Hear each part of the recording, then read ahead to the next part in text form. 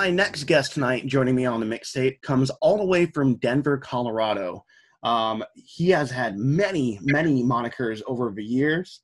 Retic and Deterge, Funeral, Smartass, Bad Language, Hero, Vulture, Mega Angelo, Bitsy Brown, but most recently Stormbus, and an ongoing member of Sunken Ships East and Sunken Ships West. Please help me welcome to the show tonight, Tyson Ratering. How are we doing, bud? Doing good. How are you doing? I'm doing good. Honestly, can't complain. It's a beautiful day here, and really, it's not so bad. It's not so bad. So, for my guest that may not have heard of you, tell us a little bit about yourself and your music, and what do you do? I started playing punk rock in Wisconsin growing up, and drumming. Later informed my desire to be able to write music like any of the band members, and in college that led me to get switched onto a computer. And like yourself, someone had just shown me, the roots of computer music writing program and turned me loose, and it quickly became my medium. And that's when you would early on, and that's actually where we had met, was all those many moons ago back in college. And you were Mega Angelo back then, rocking one of your very first monikers.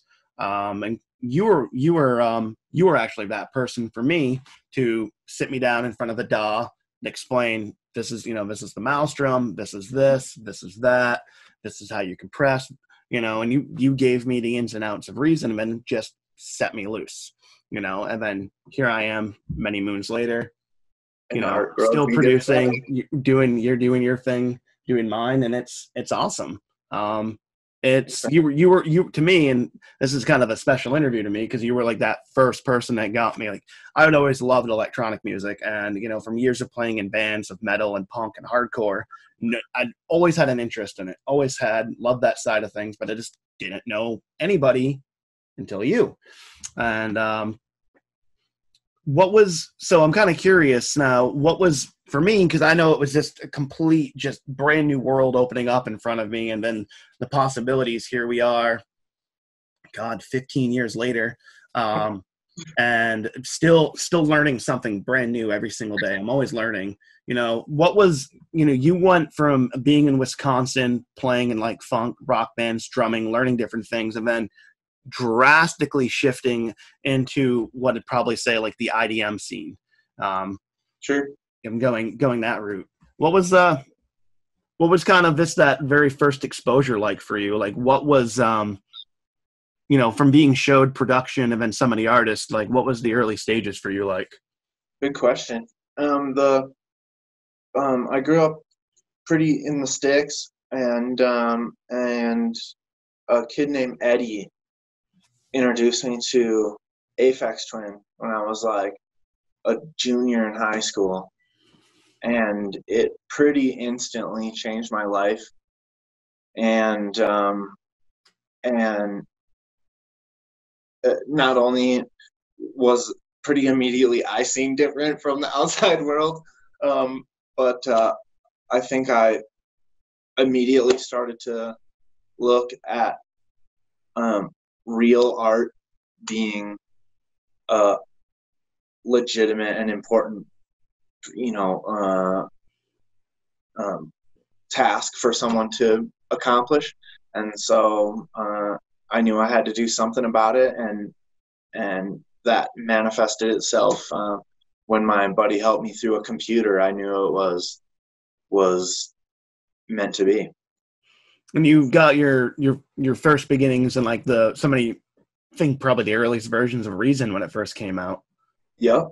And which even at the time it had its own limitations, because a lot of the artists that we started off listening to were doing so many things just organically, analog, creating sounds, using portable DAT recorders, using NAT sounds that they found, things like that. And it's knowing you and seeing where your music's progressed from just starting from Reason, and then, you know, even us going around New York City with a portable DAT recorder, going and recording boats in the harbor and chains and shit and this thing, then actually remembering and hearing that moment and just completely just remodulated, made new, and just totally unique. And I think one of the things that totally allowed me to see things from a new angle was just you at the same time was going through this evolution, this musical evolution, seeing the world in an entirely different way and just seeing art everywhere. Yeah. It was happening at such a rapid pace for both of us. You had done a video with me in college, and I think, like you said, we were both experiencing like some pretty wow moments, you know, about the power in your hands when you're making art. So, and again, here we both are. So there's something there. The common thread is the desire to make art and bring it to life. And I feel especially with you, and for as long as I've known you, not only has it just been auditory, it's been visual art as well. You know, if you haven't had, you know, something, an instrument or a computer in front of you, you've always had a pen and a notepad in front of you. And it seems like your visual art has gone hand in hand with your musical art over the years. Has that progressed with you? Yeah, I still, especially since my computer's been down, I've been making more visual art yet. And I always try to accompany, like one of the major tasks of art is to communicate a message. And so I think of like trying to hit all the senses I can. And because a lot of the music I make is largely wordless, I try to attach like what I consider a powerful title to it that, you know, addresses either the world, the reality of the world, or the lens I see it through. Mm-hmm. And then and accompany that with a visual piece so that maybe people can, as best as they can, understand more totally my thoughts and feelings on a subject, you know? Yeah, and especially where, as you said, a large body of your work is wordless. So it's left open to interpretation, but you do attach these, you know, kind of, you know, sometimes powerful, sometimes angry, you know, whatever the lens that you're looking through, and you accompany with this different amazing artwork when you release your singles, let it be your drawing, or you find an artist friend to, you know, kind of capture the things. And I think that's one thing that's very unique about you that stands out above other electronic artists that I know, is this, like, as you said, you're pulling in all the senses, you know, you're pulling in visual, you're bringing in auditory, and on top of that, you're also a brewer. You've been brewing beers for a while now, since you've been out in Colorado. Yep, brewing here, and COVID has changed just about everything about it. But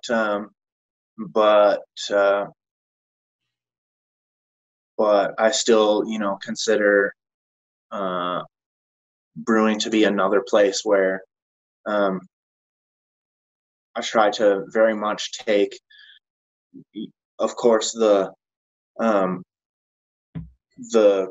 cultural understanding at large and unpack it into something that stands the test of time and makes taste points, you know, back at the community for what they've done right and wrong. You know, it's another mechanism of the same type of art.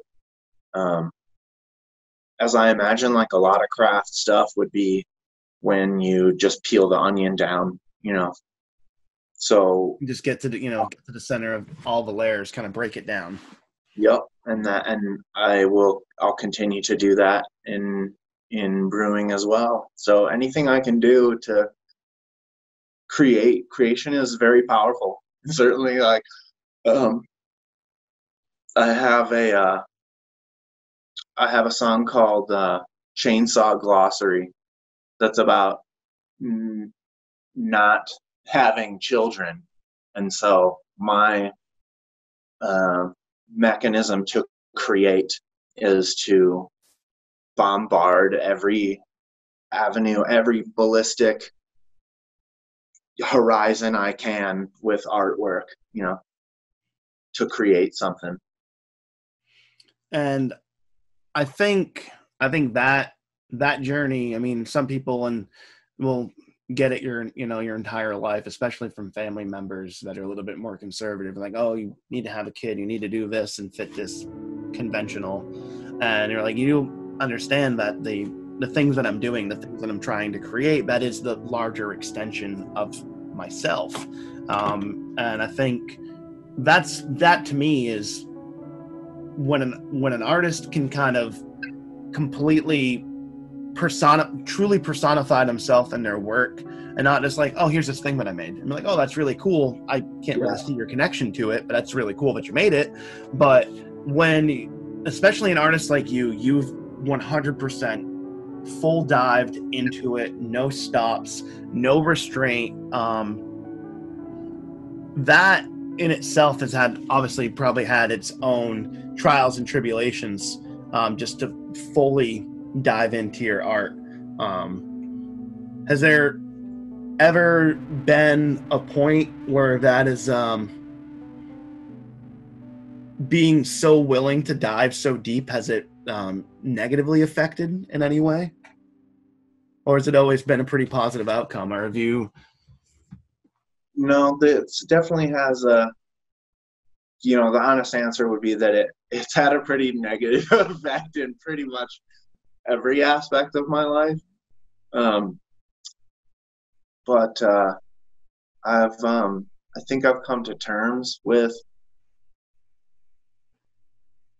what my voice in art is, and it's inextricably linked to who I am. And now I live in one of my art projects, and I don't think there's a way out for me. So if there was, I would probably take it, but I don't think there is. And I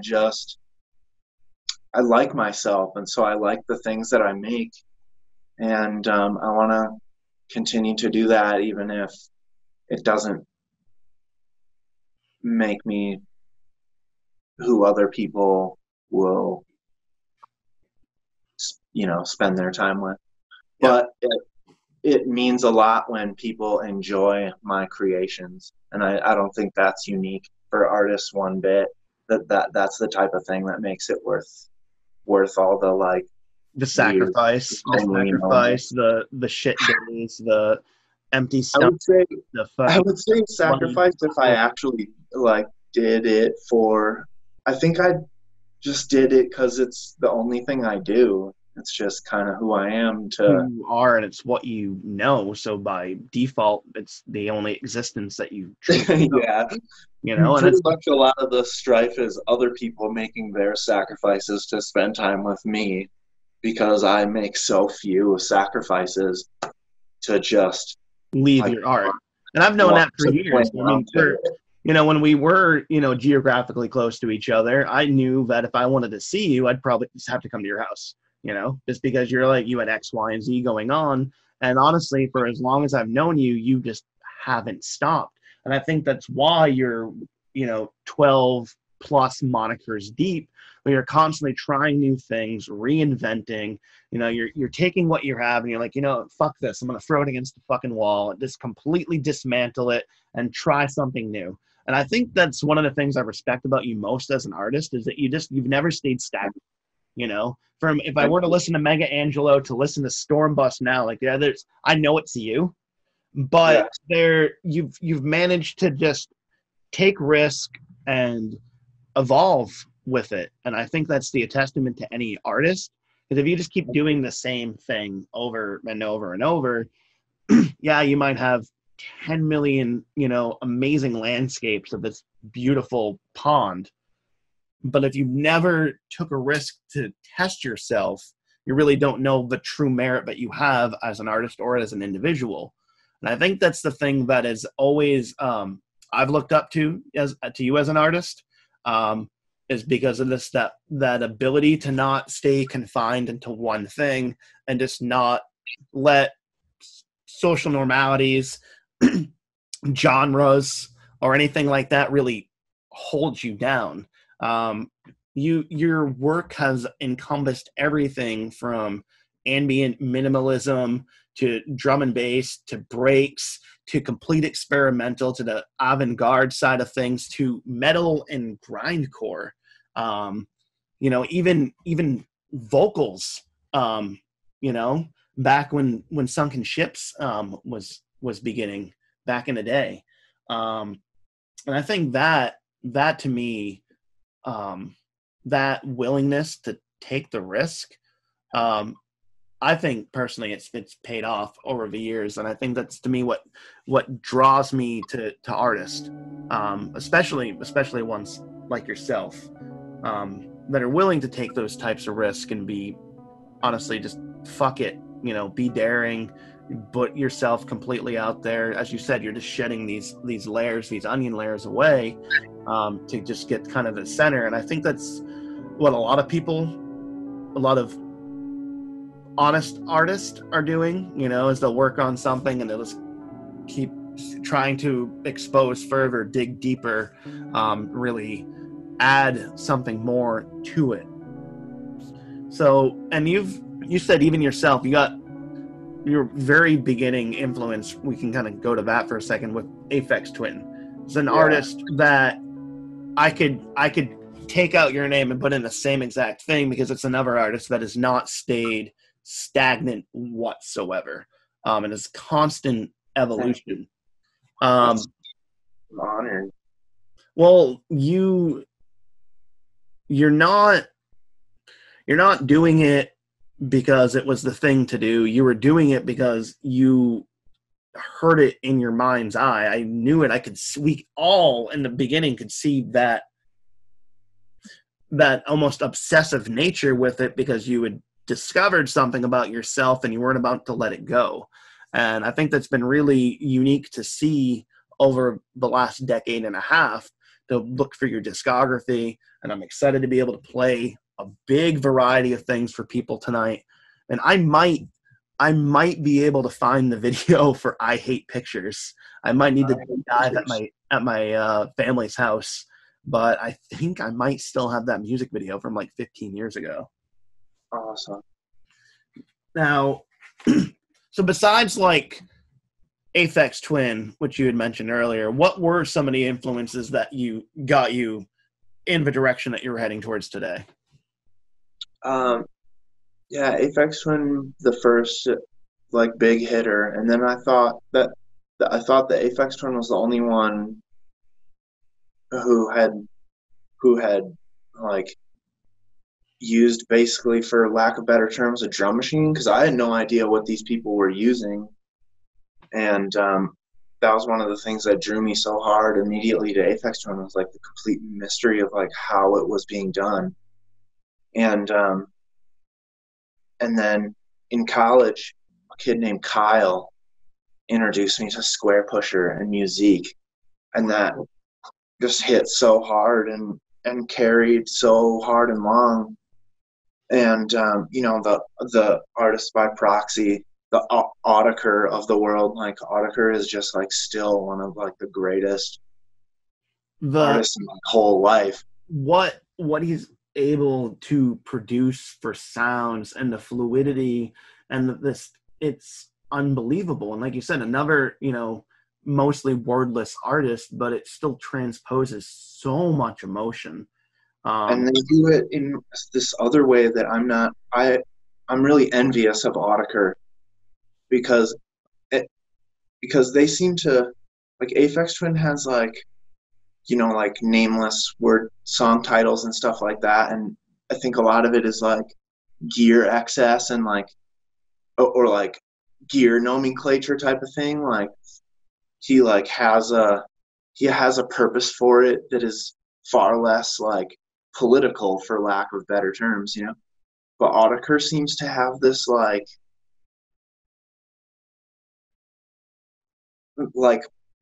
thread of sincerity about their like goofy string of song title numbers and letters that they're trying to in this almost more active art lens like tell you about the numbers and the letters and the mysteries of them, you know. And their sound is so extra mysterious, and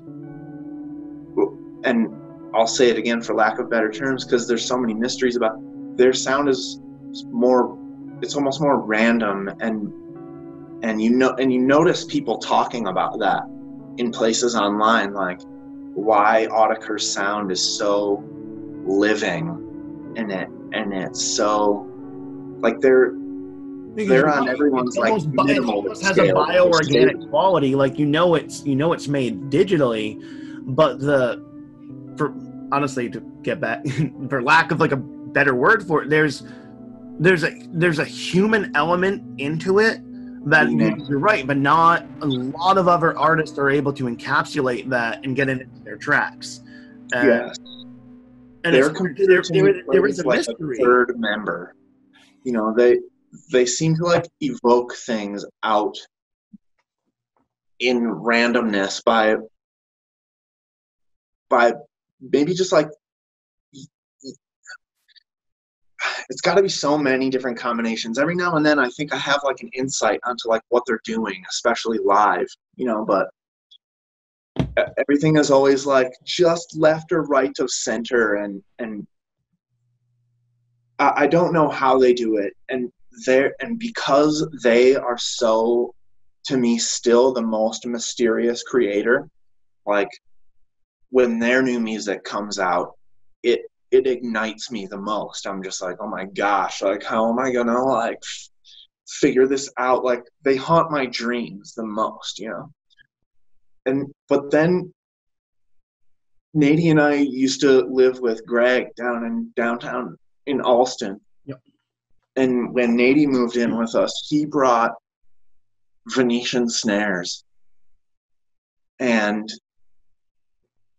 that, I think, at the moment and even still today, like when I've heard so much Autechre and like I've figured nothing out, and I'm like, it's just as mysterious as when I started. Like I can put on Venetian snares and like there's far less mystery, you know.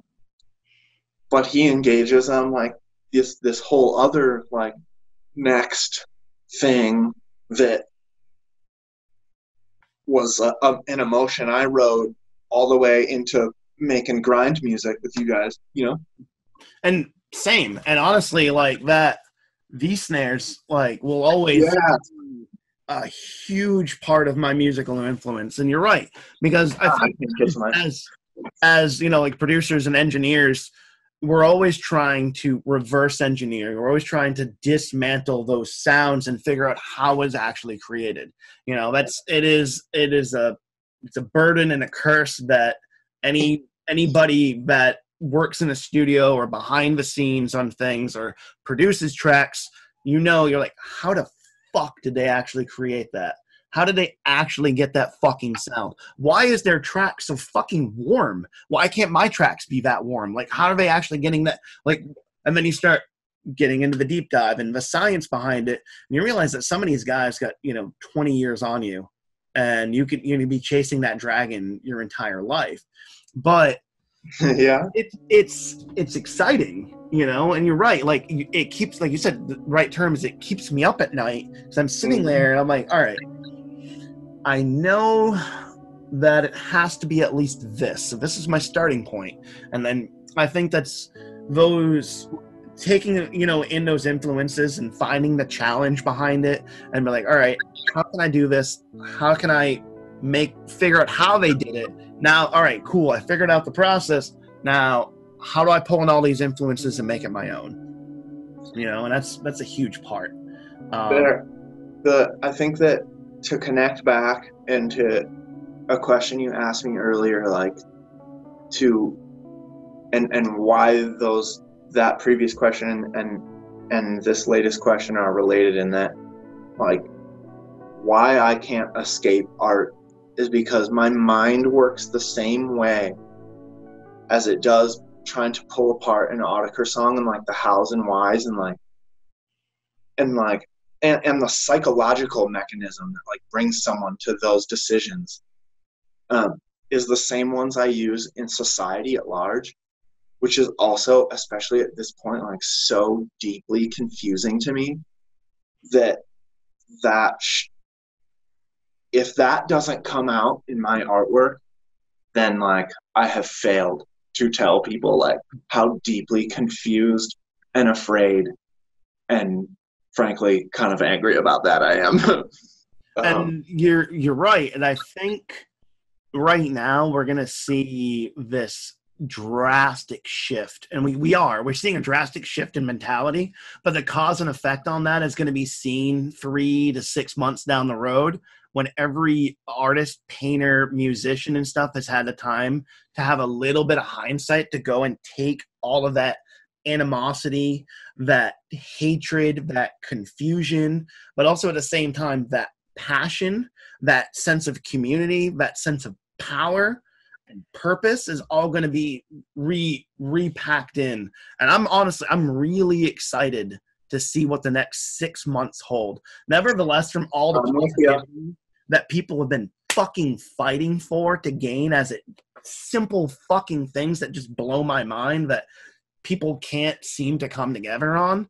But I think we're seeing a shift of things happening socially, then we're going to see that happen directly correlate into the art form from there. And that excites me, because you already have things that were already like hitting the boiling point already. I've mentioned it previously on the show, but I can't stop fucking listening to it, is Run the Jewels 4. And it's just like, it is a perfect fucking exactly the zeitgeist, the finger on the pulse of what's happening now. And that's just right now in this moment. And that's one artist. And everybody is affected by this in every shape or form. And I am excited to see the strength and positivity that people find in these moments. Well, it is hard. It is fucking dark. It is scary. It's confusing. But at the same time, like, I know that there is absolutely hope out there. I know that there are good fucking people fighting tooth and nail for civil liberties that everybody should have the right to.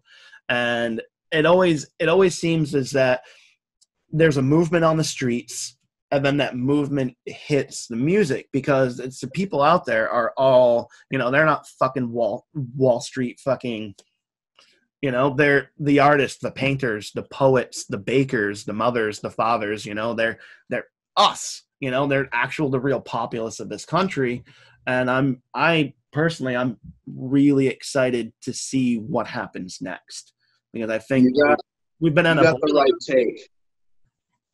You got the right take, and I'm excited too, for sure. And I'm gonna continue to use as much of that as I can, for while it's. And I think, because I'm trying to finalize my album right now, and I was like, maybe I'll add a little bit more. But the mentality that I went into it when I started writing 3 months ago, and to where I'm at right now, I'm like, you know what? I think I'm just going to close this chapter. I'm going to put out this new stuff, and then start working on new stuff, because I know it's going to be drastically different, and just seeing where it takes me. And I know a bunch of other artists are in the same boat, and it's exciting. So as we're dealing with all, these different things, what are you doing to maintain during all of this? You working on a lot of visual art right now? Yeah, I'm doing a fair amount of digital painting, and I'm writing some new songs. I got a Band-Aid Ableton rig that in the meantime I have on the desktop down. I got 30, 60 files rolling at any one time. Nice. And the sun is out to murder me this year. So I need to spend more time on my computer. And but the time that I've been spending away from the computer has been spent writing poetry and doing digital painting, which is awesome. Yeah. Are you using like a Wacom tablet? No, I'm doing it all on my phone. Fuck, that's awesome. Yeah, I know. I like find shade at work for 5 minutes on break and be painting away, and I got some fun new cool stuffs that are that I'll look to attach to some music coming up. So nice. I'm definitely looking forward to seeing some of that. So we're gonna check out some Stormbus tonight and a couple other monikers of yours and some different things. But before we part ways, one thing that I really like asking artists, if we're given an opportunity to be able to collaborate with anybody that's currently in the game, doing, producing in any way, shape, or form, or even visual art or things like that. No holds barred. If you had the opportunity to actually pull in anyone, who would you want to work with? Oh man. As you think, my dream is that like maybe one day somebody sees this interview and then that other artist that hears it, they're like, oh fuck, I'm gonna check this guy out, and then I heard or this person out, and then they hear it, and then they actually get a fucking collaboration out of it. That's like my secret ambition for this show. So that's my end goal is what I am. That's very cute. I had wanted to I tried to ask the Locust some questions, and they were like, "This kid's a fucking kook." So, Talking the fucking Locust. They were like, "Yeah." That surprised me, but I get it because I know who I am. Yeah, I wrote a bunch of songs about it. So, but I think that, and by the way, like after Venetian Snares, like when I met you and Ty, and was exposed to grind music, I was just like, that was the next holy grail of like, and the Locust is like just the captain of my grind ship, until we sink that ship, because I'm Sunken Ship's biggest fan, dude. But I think I'm excited to see what they do next too. I know, I can't even. Like when I get news of what's happening there, I just like, that's some of the most like lit up I get with like joy, So I'm so happy for all of them, and it's like the new stuff they've been doing is just phenomenal. And it's good that they have the means to like really like capture what they do, and like really they like the recording quality, like it's unbelievable the stuff that they've been doing. We actually in our first episode we had played, I think, like all of Slow Death of Gaia, like all the Oil Drinker EP, and check awesome. it out. That little group in New Hampshire is just putting out some unbelievably insane music, and they're keeping that grind, mathcore, whatever you want to call it, that side of like technical metal, Coolness. with the spot. Those kids are all awesome. Yeah, and that's so good. I think it's huge, like, and that's the whole reason why we do the show, is because so many people listen. If you just listen to one niche thing, I mean, that's cool, but there's a ton of amazing fucking artists out in the fucking world. And you're just completely limiting yourself by not just taking it in. And that's why I like to, get, some different varieties, but try to get something a little bit more obscure and avant-garde on the show, which is why I'm so excited to sit down with you, because those two terms are synonymous with you, absolutely. The obscure and just the avant-garde, you ride that line, and it's almost, there's like almost like a noir element, like a mystery. Like you said, there's a mystery to some of these artists, and I think you absolutely encapsulate it, and it's exciting, Thanks. And I think it's the same way, like when I hear your releases and I light up, because I'm like, I have no fucking clue what I'm going to hear next. And that to me is exciting because we can set so many things in our life, just, like, oh, this is going to happen at 8:30, and everything is just so tried and true. Nothing really pushes normality and just the confines of it. So to have your day just completely turned upside down, and I think that's what I like about specifically like IDM and experimental music, and even with grind and stuff like that, it's spontaneous, it's non-repetition, which is something huge in electronic music, and it's something that it seems that you almost pride yourself on while listening to you, because you don't really repeat yourself a lot. You kind of keep moving forward. Yeah, I think that like Autechre switched me on to that in particular. Like they had intercepted some movements and counter movements in the UK, I guess, where their parliament was trying to legislate against drugs tacitly by legislating on repetitive music, what they consider to be club music. And so Autechre, like, politically, activated on that in their music writing, especially at the time. And basically, like, rode right up against repetition as a fuck you, as punk shit, and friggin' I didn't and then that's fucking amazing. Because Autechre is amazing, dude. I love them so much, dude. And friggin' their new, like, big NTS album is, like, just rocking my world, dude. But on your question, if I could work with anyone, I think I would choose Venetian Snares, man. Yeah. Because I think he is the most humorous, and I would probably, like, be able to laugh, and he seems also the most tragic, and so we would be able to, unify those in one another.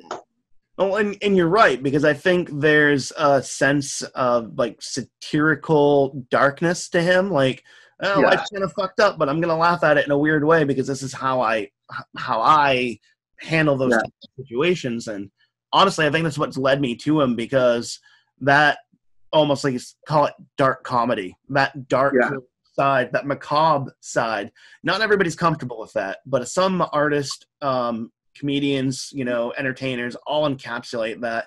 I tend to be attracted to that just because of what's happened in my own personal life, and it almost makes it easier to personify some of the tragedy that I've endured in my life, and I look for that in other people and art around me.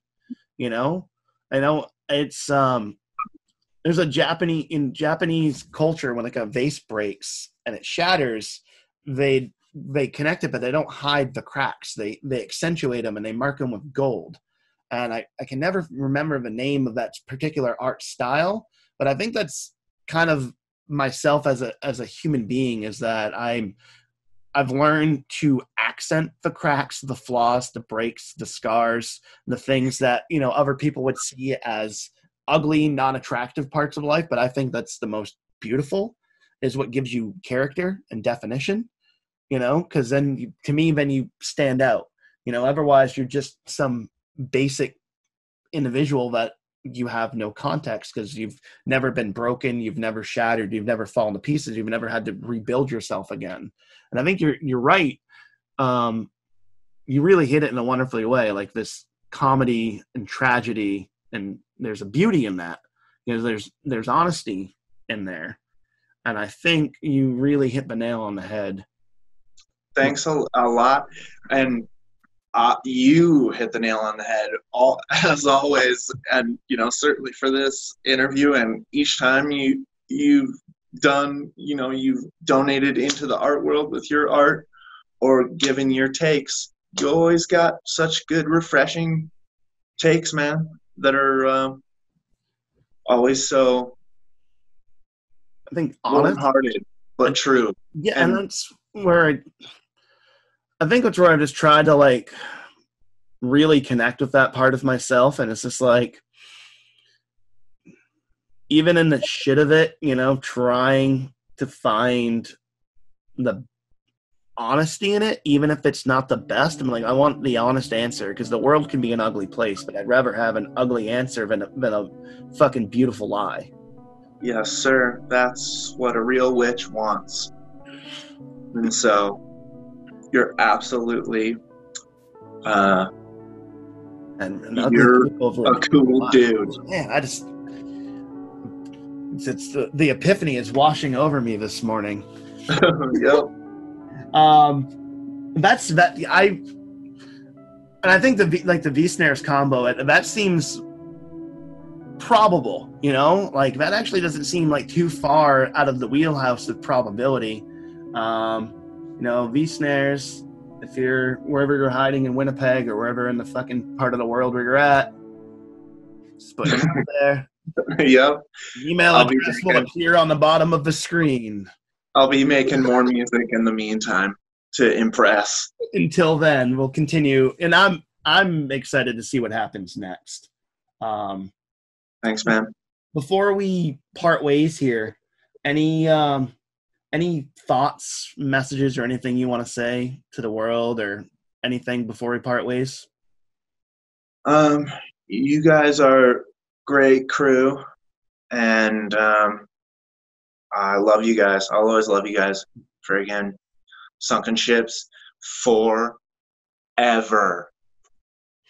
Dude, I think the circle that we made, the artists and filmmakers and musicians that we met, the majority of us have all found some way, shape, or form to stay connected. And I think honestly that's more important than ever right now. Even if it's been a little bit, it's been ages since I've seen your face, but it feels like, honestly, like I just walked down the street in Austin up to your place again. It's like, you know, like it always has been. I think it's important, you know, so those who are watching the show, even as introverted as some of us can be, you know, find a way to connect with other people, especially in these times. If you're, you know, even just send, you know, your art to a friend. It might be an insight to yourself that you might not be able to put into words, you know, and I think that's important. Finding a way to stay connected, stay mentally healthy in all of this is huge. And find an outlet, you know, in every way, shape, or form. Some like yourself are going full sensory dive in and doing a bit of everything, you know. So very excited to hear what comes next. I'm dying to try some of your beer. We'll talk privately after. We'll get that worked out. Yeah, I got to try that. Oh man, I've been following you guys on Instagram, and you always, I love that you fucking hike to like the most remote places to just like place your beer and take a fucking beautiful shot in the Colorado wilderness. I'm actually I'm right now, as I'm saying all of this, there'll be a couple of photos of that pop up, but cool. Totally, I dig what you're doing. Where can we find you online to listen to? Nowhere at the moment, but I'm kind of like grouping up a new body of work to probably will go on SoundCloud and Bandcamp. Okay. So in the meantime, your only bits right now are right here on the mixtape. So yes, so I'm staying hidden right now, especially while my computer is down. Yep. But I'm back on these small group of alternate tracks that are serving as a B-side. Yep. And I'm working them into the A-side, and it's gonna be very, very cool. I'm really excited to hear it. Thank you so much for coming and hanging out with me today. This has been great. Thank you. My guest today has been Tyson Ratering, a.k.a. Mega Angelo, Bitsy Brown, Stormbus, Sunken Ships West. Thank you so much for hanging out. Wish you well, and till the next time, we'll talk soon. You too, man. Be well. Love you, man. Love you, buddy. Peace out.